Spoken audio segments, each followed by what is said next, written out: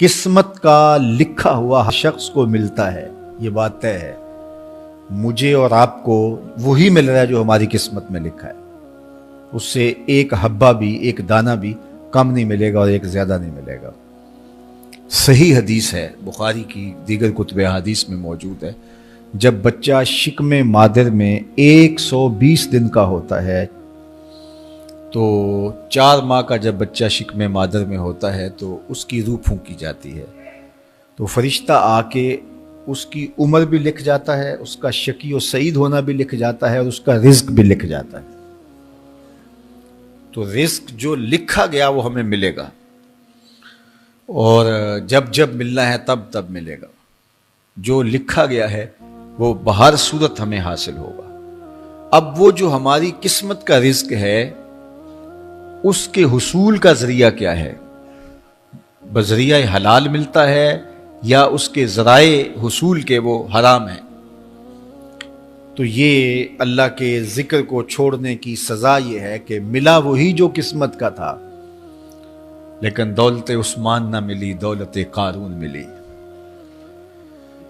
لکھا جو تھا، مقسوم تھا، ملا وہی، ایک دانہ بھی زیادہ نہیں ملا اور ایک دانہ بھی کم نہیں ملا، لیکن اس کی سزا کاٹنی پڑے گی، اس لیے کہ حصول کے ذرائع حرام تھے۔ تو حضرت اکرمہ رضی اللہ تعالیٰ عنہ فرماتے ہیں کسبن حرامن، تو معیشت تنگ کیسے ہوتی ہے؟ بندہ کہتا ہے کہ یہ تو بڑا کما رہا ہے، لیکن کما بذریعہ حرام رہا ہے۔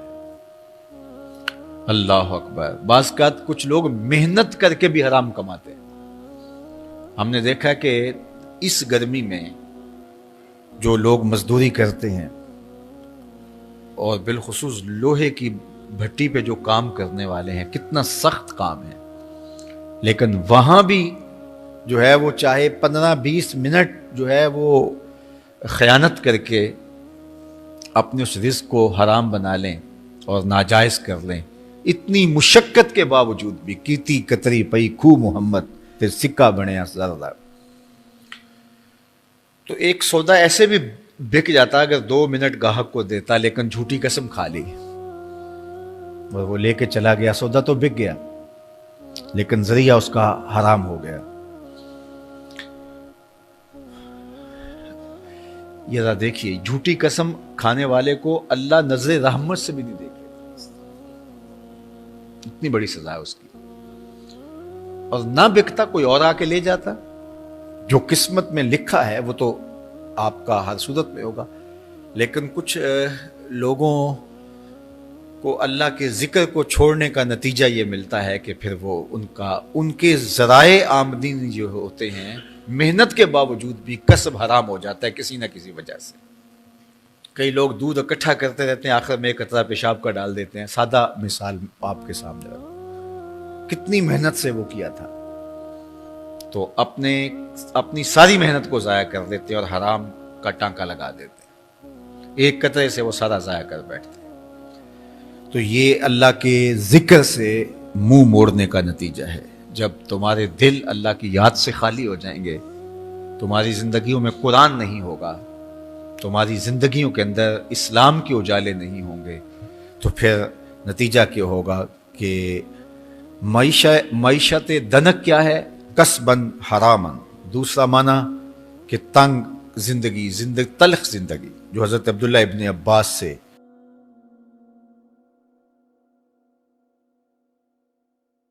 یہ امت خلیفہ بلا فصل، خلیفہ اول، امیر المومنین حضرت سیدنا ابو بکر صدیق رضی اللہ تعالیٰ عنہ کی مرہون منت ہے، ان کی احسان مند ہے۔ اقبال نے کہا تھا امن الناس بر مولائے ما، کلیم اول سینائے ما، ہستی او کشت ملت را چوں ابر، ثانی اسنین و غار و بدر و قبر۔ کہتے ہیں کہ وہ شخص جس نے ہمارے آقا و مولا پہ سب سے زیادہ احسانات کیے، اور میرے آقا کریم نے ارشاد فرمایا میرے اوپر جس نے بھی کوئی نیکی کی میں اس کا بدلہ چکا دیا دنیا پر ہی، لیکن ایک ابو بکر ایسے ہیں جن کی نیکیوں کا بدلہ قیامت کے دن رب ہی چکائے گا۔ یہ حضور علیہ السلام نے ارشاد فرمایا، اور پھر میں ما نفعنی مال احد قط، ما نفعنی مال ابی بکر، مجھے کسی کے مال نے اتنا نفع نہیں دیا جتنا ابو بکر کے مال نے نفع دیا. اپنا سب کچھ حضور کی راہوں میں نچھاور کر دیا، مال پیش کیا، جان پیش کی، اولاد پیش کی، وقت دیا، ایک ایک سانس حضور کے نام کر دی.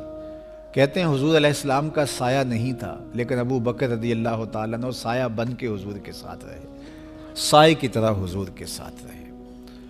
بدر کے ساتھی، حضر کے ساتھی، سفر کے ساتھی، غار کے ساتھی، حد ہو گئی مزار کے ساتھی. اللہ اکبر. ایک دن حضور ایسے نکل رہے ہیں مسجد نبوی سے تو کوئی لوگ داخل ہو رہے تھے، تو حضور کے دائیں ہاتھ میں ابو بکر کا ہاتھ تھا، بائیں میں حضرت عمر کا ہاتھ تھا. تو حضور ایسے دونوں کے ہاتھ پکڑ کے باہر نکل رہے تھے، تو کسی کو اندر آتے دیکھا تو اس کو دیکھ کر کے کہا قیامت کے دن ہم قبروں سے یوں ہی اٹھائے جائیں گے، میرے دائیں ہاتھ میں ابو بکر کا ہاتھ ہوگا، بائیں ہاتھ میں عمر کا ہاتھ ہوگا. اللہ اکبر. سیدہ کہول اہل الجنہ، جنت کے بوڑھوں کا سردار کہا. ابو بکر فی الجنہ، جنت کی بشارت دی. عشرہ مبشرہ میں سے پہلا نام حضرت ابو بکر رضی اللہ تعالیٰ عنہ کا ہے. فرمایا میرے 2 وزیر آسمان پہ ہیں، 2 وزیر زمین پہ ہیں. آسمان پہ میرے 2 وزیروں کا نام جبرائیل و میکائیل ہے، اور زمین پہ اوپر میرے 2 جو وزیر ہیں، ایک کا نام ابو بکر ہے، ایک کا نام عمر ہے. تو کیا شان ہے حضرت ابو بکر صدیق رضی اللہ تعالیٰ. ہر نبی کا صحابی عظمتوں کے معراج پہ ہے، لیکن جو شان حضور کے اس جان نثار کو دی گئی ہے، اللہ اکبر. قرآن نے بھی کہا نا وَثَانِيَ اثْنَيْنِ إِذْ هُمَا فِي الْغَارِ. اللہ اکبر. 2 میں سے دوسرا، اللہ اکبر. جب وہ غار میں تھے، 2 میں سے دوسرا. اس لفظ کی خوبصورتی ملاحظہ کیجئے، 2 میں سے دوسرا. حضرت عمر کہا کرتے تھے، حضرت صدیق اکبر کا ذکر کرتے ساتھ رو پڑتے اور کہتے کہ ابو بکر میری ساری زندگی کی نیکیاں لے لیں، وہ غار والی ایک نیکی مجھے دے دیں. ساری نیکیاں زندگی کی ابو بکر لے لیں، ایک نیکی غار والی مجھے دے دیں. تو ان کی ساری نیکیاں ایک طرف اور ابو بکر کی ایک نیکی ایک طرف. اور حضرت عمر کہا کرتے تھے کاش میں ابو بکر کے سینے کا بال ہی ہوتا. کوئی کم شان ہے؟ یہ حضرت عمر کہہ رہے ہیں. یہ عمر جس کے بارے میں میرے حضور علیہ السلام نے فرمایا کہ میرے بعد اگر نبوت کا دروازہ بند نہ ہوا ہوتا، میرے بعد اگر کسی نے نبی ہونا ہوتا تو وہ عمر ہوتا. اتنی شانوں کے مالک. ان الشیطان یفر من ظل عمر، شیطان عمر کے سائے کو دیکھ کے بھاگ جاتا ہے. وہ عمر کہہ رہے ہیں کاش میں ابو بکر کے سینے پر ہوگا ہوا بال ہی ہوتا. یہ شان ہے، یہ عظمت ہے. سارے حضور کے صحابی عظمتوں کے معراج پر، لیکن ان کی شان ہی وکری ہے.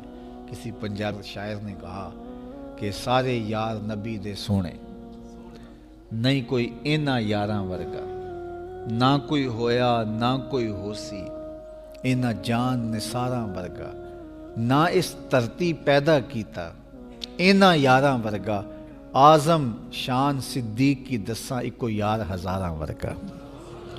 وہ عظمتوں کی کس معراج پہ امن الناس بر مولائے ماں، کلیم اول سینائے ماں، ہستی او کشت ملت راچو ابر، ثانی سنین و غار و بدر و قبر.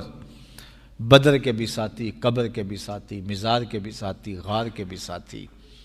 اور اسلام کی کھیتی کے لیے ابر بہار کی طرح برسے اور سیراب کر گئے. اور اس امت کے لیے انہوں نے جو کام کیا وہ انہی کا مقصوم